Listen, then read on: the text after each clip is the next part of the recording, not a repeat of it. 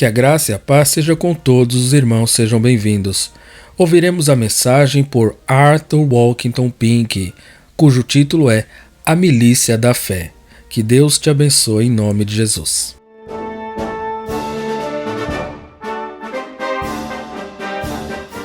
Há alguns que ensinam que os cristãos que se envolvem no combate espiritual estão vivendo abaixo de seus privilégios.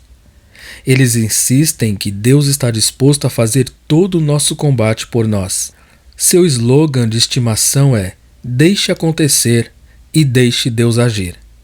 Eles dizem que o cristão deve deixar a batalha para Cristo. Há uma meia-verdade nisso, mas uma meia-verdade, quando levada a extremos, torna-se erro. A meia-verdade é que o Filho de Deus não tem a força em si mesmo. Cristo diz aos seus discípulos: sem mim nada podeis fazer. João 15:5. No entanto, isso não significa que devemos ser meramente passivos ou que o estado ideal na vida é simplesmente ser autômatos galvanizados. Há também um lado positivo, ativo e agressivo na vida cristã, que apela para o exercício dos nossos maiores esforços, para o uso de todas as faculdades, uma cooperação pessoal e racional com Cristo. Não há pouco do que é conhecido como a vida vitoriosa sendo ensinado que é virtualmente uma negação da responsabilidade do cristão. É desequilibrada, embora enfatizando um aspecto da verdade, infelizmente ignora outros aspectos igualmente necessários e importantes a serem mantidos diante de nós. A palavra de Deus declara que porque cada qual levará a sua própria carga. Gálatas 6:5. O que significa que ele deve cumprir sua obrigação pessoal. Santos são convocados. Purifiquemo-nos de toda a imundícia da carne e do espírito. 2 Coríntios 7:1. E aguardar-se da corrupção do mundo. Tiago 1:27. Somos exortados a vencer o mal com o bem. Romanos 12:21. O apóstolo Paulo declarou: antes subjugo o meu corpo e o reduzo à servidão. 1 Coríntios 9:27. Assim, negar que o cristão é chamado a se envolver em uma guerra incessante contra a carne, o mundo e o diabo, é fugir diante da face de muitas evidentes escrituras. Há uma dualidade muito real para a vida cristã, e cada aspecto da verdade divina é equilibrada por sua contraparte. A piedade prática é um paradoxo misterioso que é incompreensível para o homem natural. O cristão é mais forte quando ele é mais fraco, mais rico quando é mais pobre, mais feliz quando mais miserável. Sendo desconhecido, 1 João 3:1, contudo ele é bem conhecido, Gálatas 4:9. Embora morrendo diariamente, 1 Coríntios 15:31, sim morto, no entanto, eis que ele vive, Colossenses 3:3 e 4. Apesar de não ter nada, ele possui todas as coisas, 2 Coríntios 6:10. Embora perseguido, ele não está desamparado, abatido, porém não destruído. Ele é chamado a alegrar-se com tremor, Salmo 2, verso 11, e é assegurado: bem-aventurados vós que agora chorais, Lucas 6:21. Embora o Senhor o leva a deitar-se em verdes pastos e o guie às águas tranquilas, ele ainda está no deserto e em uma terra seca e cansada onde não há água. Salmo 63, verso 1. Embora sejam os seguidores do Príncipe da Paz, os cristãos devem suportar as aflições como bons soldados de Jesus Cristo, 2 Timóteo 2:3. E embora mais que vencedores, eles muitas vezes são derrotados. Milita a boa milícia da fé, 1 Timóteo 6:12. Somos chamados a nos envolvermos em uma guerra incessante. A vida cristã deve ser vivida no campo de batalha. Podemos não gostar disso. Podemos desejar que isto não fosse assim, mas foi assim que Deus ordenou. E o nosso pior inimigo, nosso inimigo mais perigoso, é o nosso próprio eu, o velho homem que quer sempre seguir seu caminho, que se rebela contra o jugo de Cristo, que odeia a cruz, este velho homem que se opõe a todos os desejos do novo homem, que não gosta da palavra de Deus e sempre quer substituir a palavra do homem. Mas o eu tem que ser negado, Mateus 16, 24. Suas paixões e concupiscências crucificadas, Gálatas 5, 24. Contudo, isso não é de forma alguma uma tarefa fácil. É um conflito que está sempre acontecendo dentro do verdadeiro cristão. É verdade? Existem momentos em que o velho homem finge estar dormindo ou morto, mas logo ele revive e está mais vigoroso do que nunca em oposição ao novo homem. É então que o verdadeiro cristão pergunta seriamente: se é assim, que eu realmente sou um filho de Deus, por que eu sou assim? Esse era um intrigante problema de Rebeca quando os filhos lutavam dentro dela. Gênesis 25, 22. Esta parábola é colocada diante de nós na escritura acima. Será que precisamos de qualquer intérprete? O cristão não tem a chave que explica esta parábola nas experiências conflitantes de sua alma? Sim, a sequência que ocorreu com a pobre Rebeca não é a mesma com você e comigo? Ela foi perguntar ao Senhor: seu marido não poderia resolver este mistério para ela. Nenhum homem poderia, nem ela poderia repousar sobre o seu próprio entendimento e julgar e explicar isso. Não. A luta dentro dela era tão grande e feroz que ela precisava assegurar-se da garantia divina. E Deus não a desapontou ou a deixou na escuridão. E o Senhor lhe disse: 2 nações há no teu ventre, e 2 povos se dividirão nas tuas entranhas, e um povo será mais forte do que o outro, e o maior servirá ao menor. Gênesis 25, 23. Mas o significado de tal versículo está escondido daqueles que são, em seus próprios conceitos, sábios e prudentes. Mas com a bênção de Deus, isto é revelado àqueles que, sendo ensinados pelo Espírito, são levados a perceber que eles são bebês, ou seja, que discernem que são ignorantes, fracos e impotentes, pois é isto que os bebês são. E quem eram as 2 nações que lutavam dentro de Rebeca? Esaú e Jacó, de quem 2 países muito diferentes se originaram, a saber, Edom e Israel. Agora observem atentamente o que se segue. E um povo será mais forte do que o outro. Sim, Esaú era tão forte que Jacó tinha medo dele e fugiu de sua presença. Assim é espiritualmente, o velho homem é mais forte do que o novo homem. Como é estranho que seja assim. Será que não devemos naturalmente concluir que aquele que é nascido do Espírito é mais forte do que aquele que é nascido da carne? João 3,6. É claro que pensado naturalmente seria assim, pois o homem natural não compreende as coisas do Espírito de Deus. 1 Coríntios 2,14. Mas considere o assunto do ponto de vista do discernimento espiritual. Suponha que o novo homem fosse mais forte que o velho homem. E então? Assim o cristão seria autossuficiente, orgulhoso e altivo. Mas Deus, em sua infinita sabedoria, permite que o novo homem, em seus filhos, seja mais fraco do que o velho homem. Por quê?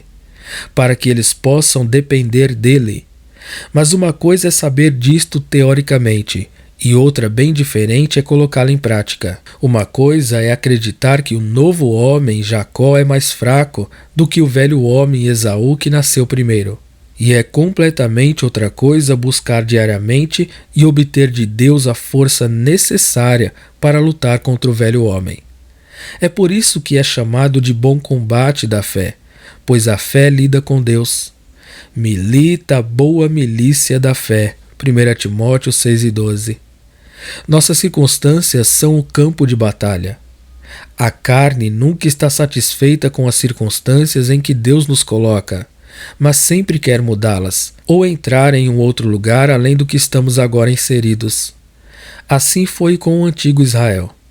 As circunstâncias às quais Deus levou os filhos de Israel era o deserto, e eles murmuraram e desejaram voltar ao Egito, e isso está escrito como um alerta para nós. A tendência das circunstâncias é ligar os nossos corações à terra, quando prósperos, para fazer-nos satisfeitos com as coisas, quando adversas, para nos fazer murmurar ou cobiçar as coisas que nós não temos. Nada além do exercício da verdadeira fé pode erguer nossos corações acima das circunstâncias, pois a fé olha além de todas as coisas visíveis, pelo que o coração se deleita e encontra sua paz e alegria no Senhor. Salmo 37, verso 4. Isso nunca é fácil para qualquer um de nós. É sempre uma luta, e somente a graça divina, buscada diligentemente, pode nos dar a vitória. Muitas vezes falhamos. Quando o fazemos, isso deve ser confessado a Deus e deve haver um recomeço. 1 João 1,9. Nada mais que a fé pode nos permitir subir acima das circunstâncias. Este foi o caso de 2 apóstolos que, com os pés no tronco, com costas sangrando e doendo, cantavam louvores a Deus no calabouço de Filipos. Aquela fé foi vitoriosa sobre a maioria das circunstâncias desagradáveis. Quase podemos imaginar cada leitor dizendo: ai de mim, minha fé é tão fraca. Ah, pondere novamente nesta palavra: milita a boa milícia da fé. Note a repetição. Não é fácil para a fé o superar as circunstâncias. Não, não é. É difícil, por vezes, extremamente difícil. Assim o escritor o tem encontrado ser. Mas lembre-se, um combate não é concluído em um momento, por um golpe. Muitas vezes o vencedor recebe muitas feridas e é gravemente ferido antes que ele finalmente conquiste seu inimigo. Então, nós temos encontrado combates e ainda encontraremos. O grande inimigo, a carne, o eu, inflige ao novo homem muitos golpes dolorosos, muitas quedas. Mas, pela graça, continuamos a lutar.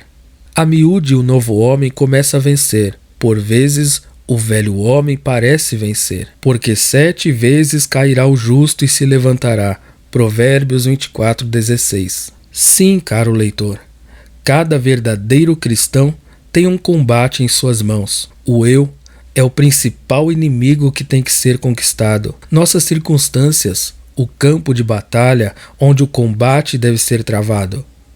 E cada um de nós gostaria muito de mudar o campo de batalha. Há coisas desagradáveis que, às vezes, tentam extremamente cada um de nós, até que somos tentados a bradar com o salmista aflito: oh, quem me dera asas como de pomba! Então voaria e estaria em descanso. Salmo 55, verso 6. Sim, é triste dizer, o escritor tem feito a mesma coisa. Mas quando ele está em seu juízo perfeito espiritualmente, ele é grato por essas mesmas circunstâncias. Por quê? Porque elas oferecem uma oportunidade para sua fé agir e superá-las. E para nós encontrarmos a nossa paz, a nossa alegria, a nossa satisfação, não em um ambiente agradável, não em amigos agradáveis, nem mesmo na doce comunhão com os irmãos e irmãs em Cristo, mas em Deus. Ele pode satisfazer a alma. Ele nunca abandona aqueles que verdadeiramente confiam nele. Todavia é uma luta fazer isto. Sim, uma verdadeira luta, longa e árdua. No entanto, se clamamos a Deus por ajuda, por força e determinação, Ele não nos faltará, mas nos fará mais que vencedores. Romanos 8,37. Há em cada um de nós o desejo de agir como um covarde e fugir do campo de batalha, as nossas circunstâncias. Isto é o que Abraão fez, Gênesis 12:10. Mas ele não ganhou nada com isto. Isto é o que fez Elias, 1 Reis 19:3. E o Senhor o repreendeu por isso. E esses casos são registrados para nosso ensino, Romanos 15:4, como advertência para considerarmos em nosso coração. Eles nos dizem que devemos resistir firmemente a esta inclinação para o mal e nos atentarmos para a exortação: vigiai, estai firmes na fé, portai-vos varonilmente e fortalecei-vos. 1 Coríntios 16:13. Milita a boa milícia da fé. O Senhor não nos convida a fazer algo do qual ele foi dispensado. Oh, que luta o capitão de nossa salvação suportou! Veja-o lá no deserto, 40 dias tentado por Satanás. e vivia entre as feras, e os anjos o serviam. Marcos 1:13. E durante todo esse tempo sem comer. Mateus 4:2. Quão ferozmente o diabo agrediu e o atacou vez após vez. E o Salvador o enfrentou e o conquistou no terreno da fé, utilizando apenas a palavra de Deus. Veja-o novamente no Getsêmani. Ali a luta foi ainda mais feroz, e tão intensas eram suas agonias que ele suou grandes gotas de sangue. Não havia qualquer conforto da parte de seus discípulos, eles não podiam vigiar com ele nem mesmo uma hora. No entanto, ele triunfou nisto, no terreno da fé, o qual nos dias da sua carne, oferecendo com grande clamor e lágrimas, orações e súplicas ao que o podia livrar da morte, foi ouvido quanto ao que temia. Hebreus 5:7. Esses dois casos são registrados para nossa instrução e, como sempre, a ordem é bem significativa. Elas nos ensinam como devemos militar a boa milícia da fé.